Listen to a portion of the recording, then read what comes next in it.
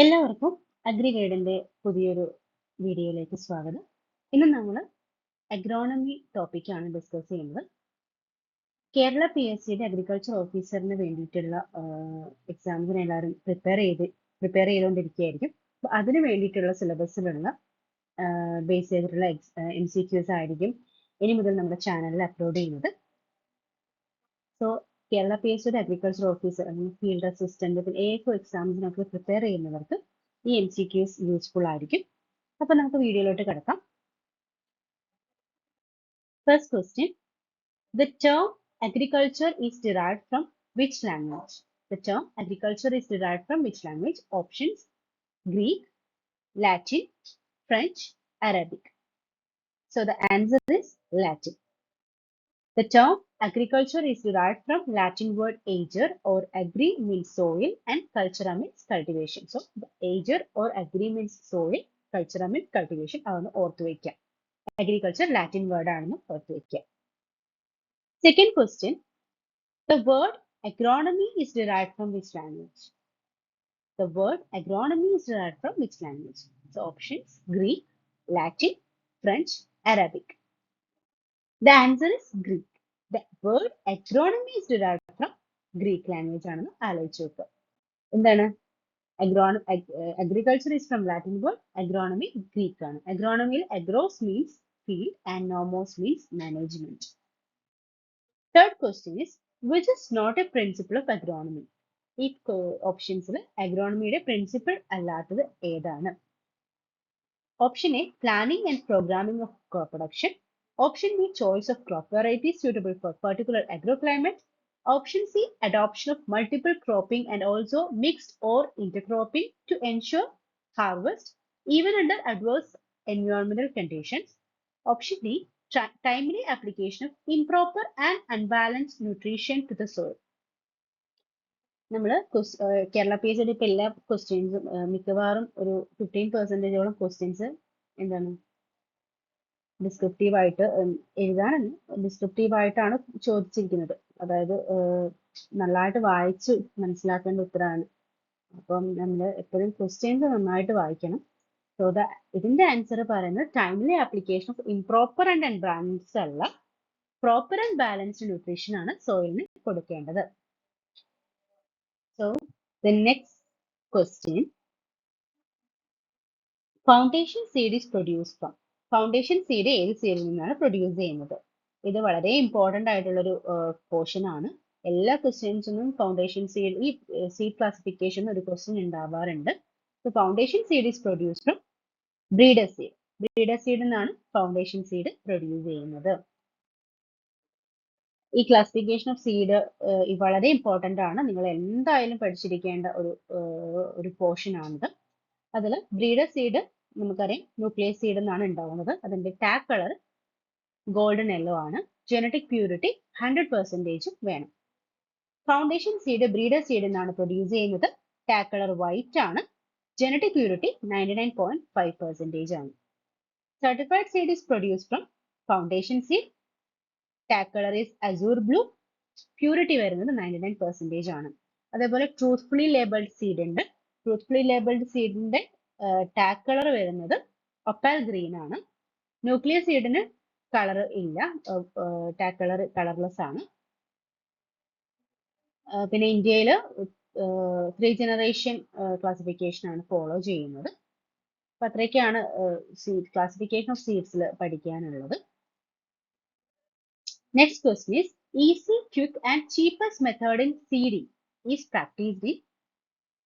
Easy, quick and cheapest method ഏതാണെന്നാണ് question. Option A broadcasting, option B dipping, option C drilling, option D transplanting. ഇതിൽ cheapest method എന്ന് പറയുന്നത് broadcasting മെത്തേഡാണ്. Broadcasting method എന്ന് വെച്ചാൽ എല്ലാവർക്കും അറിയാലോ, നമ്മുടെ കൈ കൊണ്ട് ഇങ്ങനെ സ്കാറ്റേർഡ് ആയിട്ട് ഇടുന്നതാണ് ബ്രോഡ്കാസ്റ്റിംഗ് മെത്തേഡ് എന്ന് പറയുന്നത്. ഡിബ്ലിംഗ് എന്താണ്? ഡിബ്ലിംഗ് എന്ന് വെച്ചാൽ ഒരു ഹോളിൽ നമ്മൾ സീഡ്സ് പ്ലേസ് ചെയ്യുന്നതിനാണ് ഡിബ്ലിംഗ് എന്ന് പറയുന്നത്. ഡ്രില്ലിംഗ് എന്താണ്? ഡ്രില്ലിംഗ് എന്ന് വെച്ചാൽ നമ്മൾ സീഡ്സിനെ ഡ്രോപ്പ് ചെയ്യും. ഒരു ഡെഫിനിറ്റ് ഡെപ്തിലുള്ള സോയിലിലേക്ക് സീഡ്സിനെ നമ്മൾ ഡ്രോപ്പ് ചെയ്യുന്നതാണ്. അത് എന്നിട്ട് അതെന്ത് ചെയ്യും, കവർ ചെയ്യും സോയിൽ വെച്ചിട്ട് അല്ലെ. അത് തന്നെ സോയിൽ വെച്ച് കവർ ചെയ്യുന്നതാണ് ഡ്രില്ലിംഗ് എന്ന് പറയുന്നത്. പിന്നെ നമുക്ക് സീഡ് ഡ്രില്ലർ ഉണ്ട്, അതിന്റെ എക്യുപ്മെന്റ്സ് ഒക്കെ ഉണ്ട്. സീഡ് ഡ്രിൽ കം ഫെർട്ടിലൈസർ ഉണ്ട്, ഫെർട്ടിലൈസറും കൂടെ ആഡ് ചെയ്യുന്ന ടൈപ്പ് അങ്ങനത്തെ എക്യുപ്മെന്റ്സ് ഒക്കെ ഉണ്ട്. സോ അങ്ങനെയാണ് ഡ്രില്ലിംഗിൽ വരുന്നത്. ട്രാൻസ്പ്ലാന്റിംഗ് എന്ന് വെച്ചാൽ നമുക്കറിയാലോ, നമ്മൾ നഴ്സറിയിൽ വളർത്തിയിട്ടുള്ള സീഡ്ലിങ്സിനെ നമ്മൾ മെയിൻ ഫീൽഡിലോട്ട് ട്രാൻസ്പ്ലാന്റ് ചെയ്യും. അതാണ് ട്രാൻസ്പ്ലാന്റിംഗ് എന്ന് പറയുന്നത്. അതിനകത്ത് ഈസി മെത്തേഡ് ഏതാണ്? ബ്രോഡ്കാസ്റ്റിംഗ് ആണ്. ഇങ്ങനെ നമ്മൾ സ്കാറ്റേർഡ് ആയിട്ട് എറിഞ്ഞാൽ മതിയല്ലോ. അങ്ങനെയാണ് വരുന്നത്. പിന്നെ എന്താണ് 6th ക്വസ്റ്റ്യൻ വരുന്നത്, mechanical manipulation of soil with tools and implement so as to create favourable soil condition. ഇതൊരു ഫേമസ് ആയിട്ടുള്ള ഡെഫിനിഷൻ ആണ്, നിങ്ങൾക്ക് എല്ലാവർക്കും അറിയായിരിക്കും. എന്താണ് എന്റെ ആൻസർ വരുന്നത്? ടില്ലേജ് ആണ്. ടില്ലേജിന്റെ ഒരു ഡെഫിനിഷൻ ആണിത്. എന്താണ്? ഇംപ്ലിമെന്റ്സ് യൂസ് ചെയ്തിട്ട് ഫേവറബിൾ ആയിട്ടുള്ള സോയിൽ കണ്ടീഷൻ ഉണ്ടാക്കുക എന്നുള്ളതാണ് ടില്ലേജിന്റെ മെയിൻ ഉദ്ദേശം എന്ന് പറയുന്നത്. അടുത്ത question, the physical condition of the soil resulting from tillage. ടില്ലേജിൽ നിന്നുണ്ടാവുന്ന ഫിസിക്കൽ കണ്ടീഷനെ എന്താണ് പറയുന്നത്? അതും വളരെ എളുപ്പമാണ്, ടിൽത്ത്. ടിൽത്ത് ആണ് ആ ഫിസിക്കൽ കണ്ടീഷന്റെ പറയുന്നത് അല്ലെ. എല്ലാവർക്കും അറിയുന്ന ഒരു ആൻസർ ആണെന്ന് ഞാൻ പ്രതീക്ഷിക്കുന്നു. ടില്ലേജും ടിൽത്തും ഒക്കെ നമ്മൾ ഫസ്റ്റ് ഇയർ തൊട്ടേ പഠിക്കുന്നതാണ്. ടിൽത്തിന്റെ കാര്യം പറയുകയാണെങ്കിൽ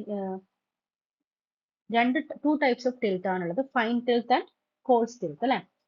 ഫൈൻ ടിൽത്ത് എന്താണ്? ഫൈൻ ടിൽത്ത് എന്ന് വെച്ചാൽ എന്താണ്? ഒരു powdery condition of the soil ആയിരിക്കും. കോഴ്സ് ടിൽത്ത് എന്താണ്?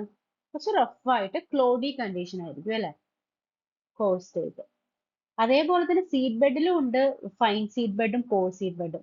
നമ്മളിപ്പോ സ്മോൾ സീഡഡ് ആയിട്ടുള്ള ഈ റാഗി, ഈ ടൊബാക്കോ, അതിനൊക്കെ ആണെങ്കിൽ നമുക്ക് എന്താണ്, ഫൈൻ സീഡ് ബെഡ് ആണ് ആവശ്യം.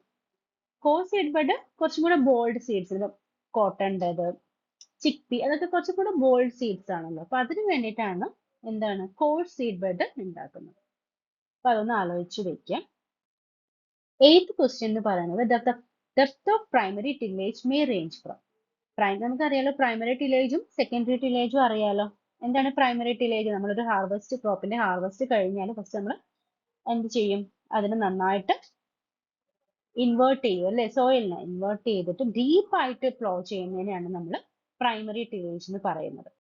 ഇതിന്റെ പ്രധാന ഉദ്ദേശം അതിലെ സ്റ്റെബിൾസ് ഒക്കെ ഇൻകോർപ്പറേറ്റ് ചെയ്യുക, വീഡ്സ് കളയുക, ഇതൊക്കെയാണ് പ്രൈമറി ടില്ലേജിന്റെ വളരെ ഒരു മെയിൻ എയിം എന്ന് പറയുന്നത്. അപ്പൊ പ്രൈമറി ടില്ലേജ് എപ്പോഴും ഡീപ്പ് ടില്ലേജ് ആയിരിക്കും. അതേപോലെ സെക്കൻഡറി ടില്ലേജ് എന്തായിരിക്കും? അപ്പം സെക്കൻഡറി ടില്ലേജ് ഷാലോ ടില്ലേജ് ആയിരിക്കും. സെക്കൻഡറി ടില്ലേജിന്റെ ഒരു മെയിൻ എയിം എന്ന് പറയുന്നത് ഒരു ഗുഡ് സോയിൽ ടിൽത്ത് ഉണ്ടാക്കുക എന്നുള്ളതാണ് അല്ലെ. എന്താണ്, കുറച്ച് ക്ലോത്ത്സിനെയും ക്രസ്റ്റിനെയും ഒക്കെ ബ്രേക്ക് ചെയ്തിട്ട് ഒരു ഗുഡ് സോയിൽ ടിൽത്ത് ഉണ്ടാക്കുക എന്നുള്ളതാണ് സെക്കൻഡറി ടില്ലേജിന്റെ ഒരു മെയിൻ എയിം. അപ്പൊ അതിന്റെ ക്വസ്റ്റ്യൻ എന്താണ്? പ്രൈമറി ടില്ലേജിന്റെ റേഞ്ച് എന്താണ്? പ്രൈമറി ടില്ലേജ് നമുക്കറിയാം കുറച്ച് ഡീപ്പ് ആയതുകൊണ്ട് തന്നെ answer is 10 to 30 centimetre. 10 to 30 centimetre ആണ് പ്രൈമറി ടില്ലേജിന്റെ ഡെപ്ത് ഓഫ് റേഞ്ച്, ഡെപ്തിന്റെ റേഞ്ച് എന്ന് പറയുന്നത്. ഇനി നമുക്ക് പറയാം, ഷാലോ റൂട്ടഡ് ക്രോപ്സിനും ഡീപ്പ് റൂട്ടഡ് ക്രോപ്സിനും പ്ലോയിങ് ഡെപ്ത് ഡിഫറെന്റ് ആണ് അല്ലെ. So the 9th question is the plowing depth for shallow rooted crops എത്രയാണ് എന്നാണ്. ഷാലോ റൂട്ടഡ് ക്രോപ്സ് ആകുമ്പോൾ ഷാലോ ഡെപ്ത് മതിയല്ലോ. അപ്പം എത്രയായിരിക്കും? Options A 10 to 30 centimetre, B 10 to 20 centimetre, C 15 to 30 centimetre, D 10 to 15 centimetre. എത്രയാണ്? 10 to 20 centimetre ആണ് shallow rooted ക്രോപ്സിന്. അപ്പോൾ 15 to 30 സെന്റിമീറ്റർ ആണ് ഡീപ്പ് റൂട്ടഡ് ക്രോപ്സ്. അതൊന്ന് ആലോചിച്ച് വെക്കാം. 15 to 30 for deep rooted crops, 10 to 20 for shallow rooted crops. Which among is not falling under conservation tillage? Conservation tillage എന്ന് വെച്ചാൽ എന്താണ്?